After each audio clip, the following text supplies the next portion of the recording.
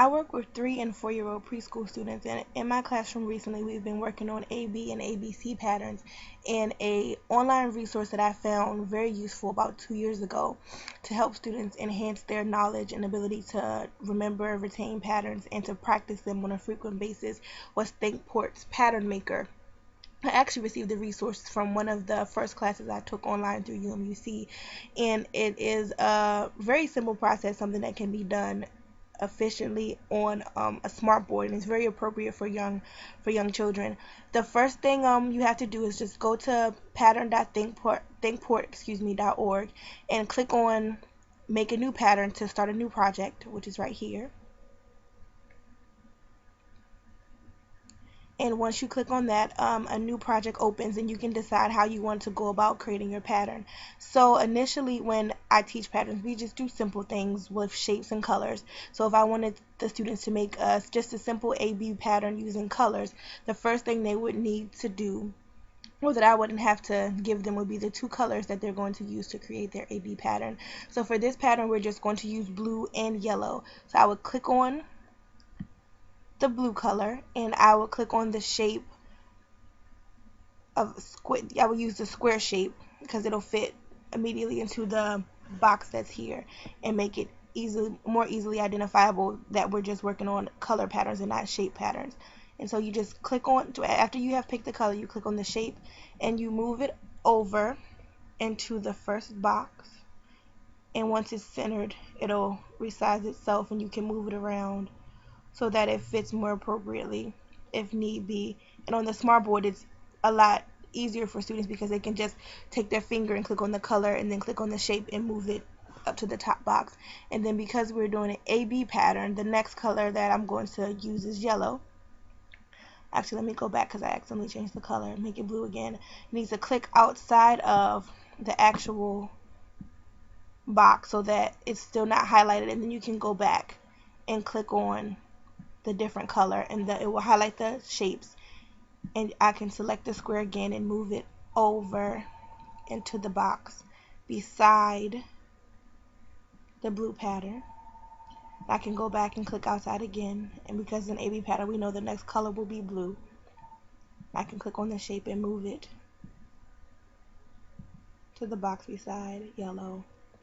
Click outside of the box again and go back and change it into yellow and move the yellow shape back beside the blue one. And so now we have just a simple AB pattern that uses the colors yellow and blue.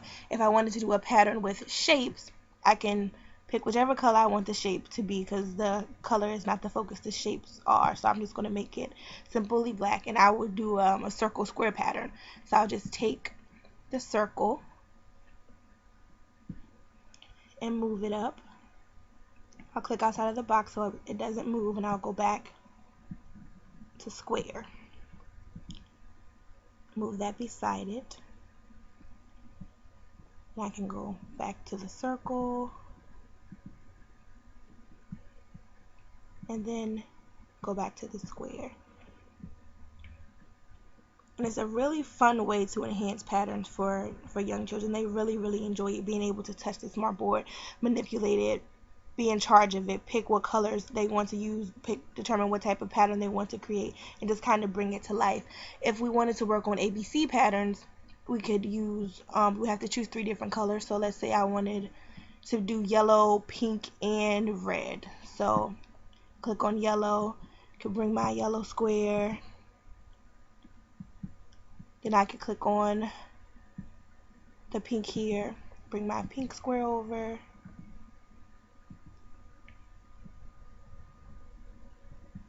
Then I could click on,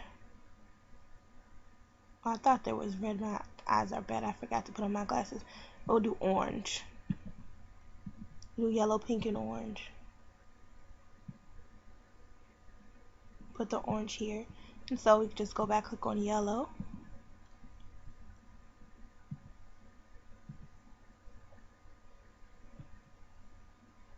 Go back and, sorry. There we are. I got to click outside the box. Make sure you do that so it doesn't highlight the color. Now we have pink. go back and do orange, and now made a nice ABC pattern. And I like that although it does have the grid and the boxes so that the kids are able to put the shapes inside, they don't need to feel constricted to just that because there's so much space. And even though it's the last 190 is not directly in the boxes, you're still able to clearly see that they would be making a ABC pattern because you're able to differentiate the colors and the shapes, and you're able to alternate between colors and shapes, and depending on what type of pattern you want to make, it works out really well for the children. And once you are finished, you just scroll down to the bottom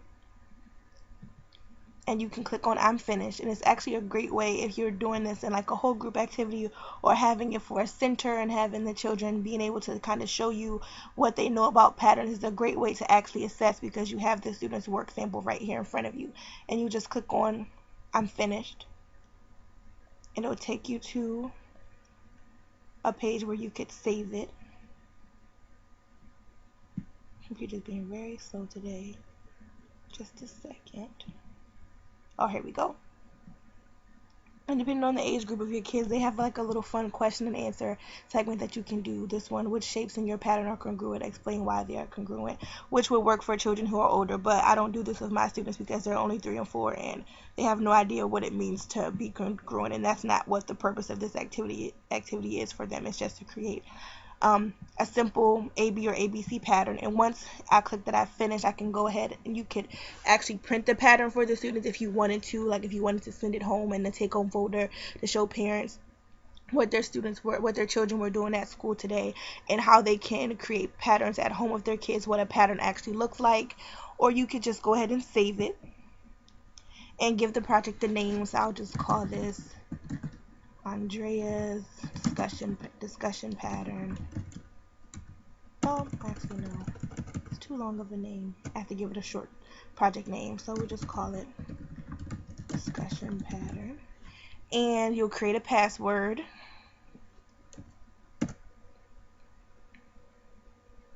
I'm gonna create something simple, just pattern, and then you could send it to your email address.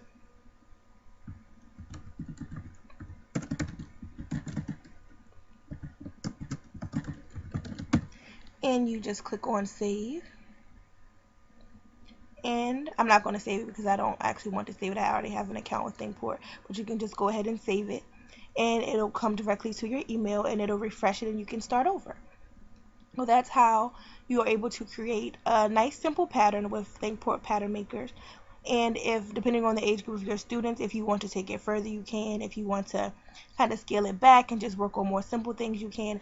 It's up to you and your age group or the grade level of your students. So I hope you enjoyed it, and hopefully it's a resource that you are able to use in the classroom. And I like how it applies to the chapter that we read into the segmenting principle, because you're able to go through and just kind of break it up for students to show them, okay, this is the first step.